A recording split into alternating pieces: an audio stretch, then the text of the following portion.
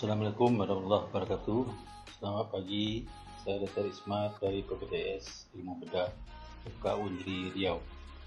Pada kesempatan ini saya akan menjelaskan sedikit tentang genital gastric bladder obstruction. Di sini mencakup pyloric atresia dan antral diafragma. Kita mulai dengan pyloric atresia, satu kelainan kongenital yang pertama ditemukan oleh Calder tahun 1700. Kelainan yang jarang ditemukan, kira-kira 1 dari 100.000 kelahiran hidup. Laki-laki dan perempuan insidennya sama, dan umumnya 60% terjadi pada pasien dengan badan lahir rendah, dan biasanya disertai dengan polyhydramnion. Biasanya kelainannya tunggal dan prognosisnya baik. Yang akan dibicarakan di sini terutama adalah pyloric atresia dan antral web. Sampai sekarang penyebab daripada congenital pyloric atresia tidak diketahui. Menurut Candler adalah akibat kegagalan daripada kanalisasi daripada pylorus atau rekanalisasi pylorus. Menurut Low dan Bernard, kemungkinan adanya vascular accident waktu intrauterin. Menurut Weber, congenital pyloric atresia kemungkinan ada hubungannya dengan penyakit epidermolysis bullosa, mana suatu kelainan kongenital di mana terjadi mucosal injury, termasuk injury mukosa di pylorus. Akibatnya terjadi ulkus dan proses inflamasi yang akhirnya menyebabkan struktura daripada pylorus. Klasifikasi daripada pyloric atresia ini ada 3. Pertama, tipe 1 merupakan pyloric membran, jadi ada hanya membran saja, dan ini yang terbanyak. Membrannya itu bisa multiple atau bisa single, dan membrannya itu bisa hanya mukosa saja atau disertai dengan submukosa. Sedangkan tipe 2 itu pyloric atresia tapi tanpa ada gap. Dan yang terakhir, yang paling jarang, itu pyloric atresia dengan adanya gap. Gapnya bisa terpisah atau dihubungkan dengan jaringan ikat antara lambung dan duodenum. Kalau kita lihat dalam slide, ada juga dalam bentuk antral membran. Membrannya itu bisa membentuk windsock.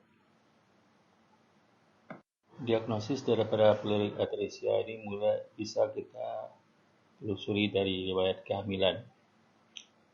Biasanya ibu pasien dengan polyhydramnion, dan kalau kita lakukan USG, biasanya kita lakukan pada trimester 2, dan kita temukan pembesaran lambung dan adanya ekogenik material di cairan amnion.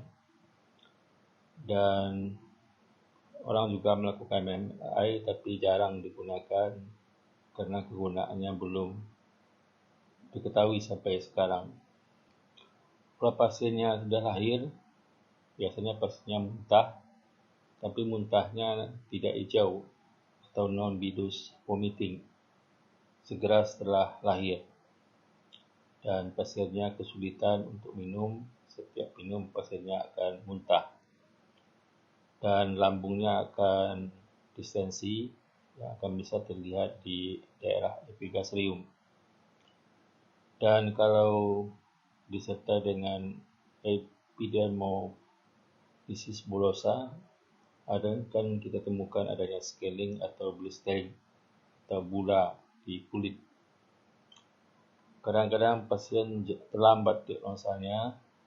Pasien datang dengan aspirasi pneumonia atau dengan gejala-gejala respiratory distress syndrome. Dari ronsen foto poros abdomen akan terlihat adanya single bubble, itu udara di dalam lambung.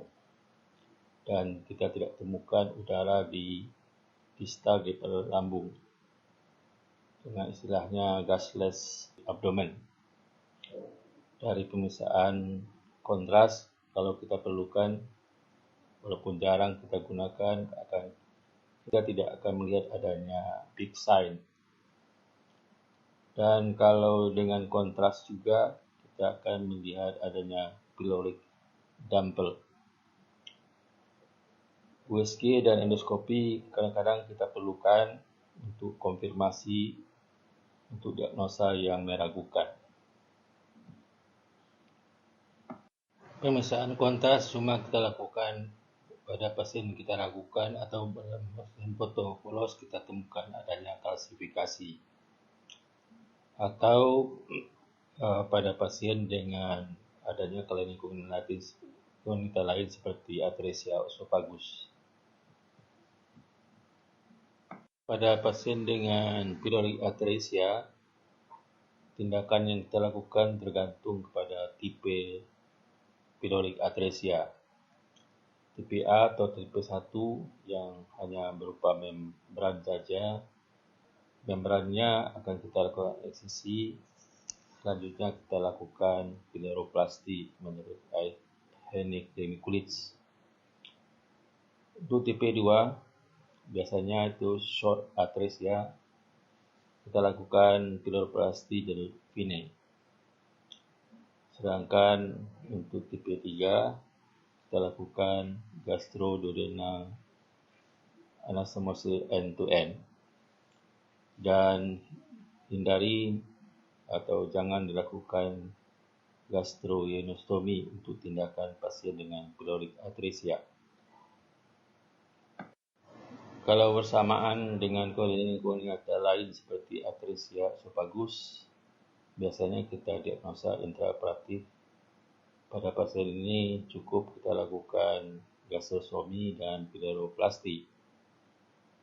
Dan untuk atresia esopagusnya kita lakukan delay primary repair. Biasanya kita lakukan esophagostomy.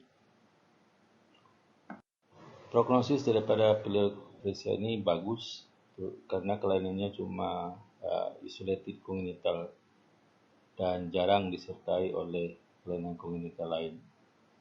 Dan kalau disertai oleh kelainan kognitif lain, biasanya prognosisnya akan jelek. Kita lanjutkan dengan prepyloric antral diaphragma. Kelainan yang jarang kita temukan, hanya sekitar 1% dari keseluruhan gastrointestinal tract obstruction. Dominan pada laki-laki, biasanya kelainannya berupa septum saja dengan ketebalan 2-4 mm. Lokasinya kira-kira 1-3 cm dari pylorus. Dan membran itu terdiri pada mukosa dan submukosa. Biasanya membran tadi akan mengarah ke gastric lumen.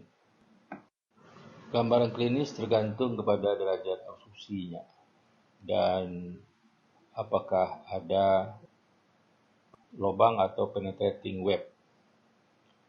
Ada 3 grup di sini. Pada neonatal biasanya munculan gejalanya dengan non-bilus permitting, dengan tanda-tanda adanya RTS. Bisa apnu, bisa stenosis. Pada anak yang sudah dewasa biasanya gejalanya dengan muntah atau berat badan tidak bisa naik, dan biasanya muntah terjadi setelah minum susu. Pada anak yang sudah dewasa akan kita temukan ada gejala kolik, ada nyeri di ulu hati atau perasaan penuh di daerah epigastrium. Diagnosisnya kita tegakkan dengan symptopolos abdomen.